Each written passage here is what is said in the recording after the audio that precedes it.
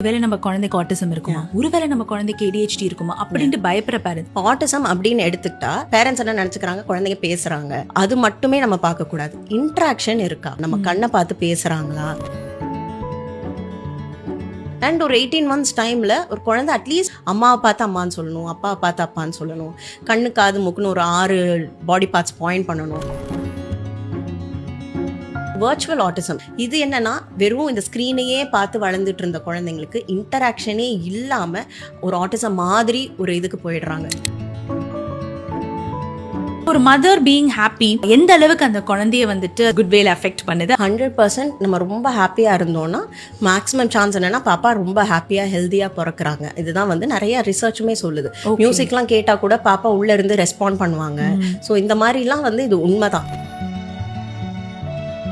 அத்தை பொண்ணு அக்கா பொண்ணு அந்த மாதிரி கல்யாணம் பண்ணும்போது ஒரு டிசீஸுக்கு கேரியர்ஸா இருப்பாங்க, அவங்களுக்கு சிம்டம்ஸ் வெளியே தெரியாது. 2 பேர் அந்த மாதிரி கல்யாணம் பண்ணிக்கிறப்ப அந்த குழந்தைக்கு ப்ராப்ளம்ஸ் வர்றதுக்கான சான்சஸ் அதிகம். இந்த ரீசன்னால தான் நம்ம சொந்தத்துல கல்யாணம் பண்ணிக்காதீங்க அப்படின்னு சொல்றது.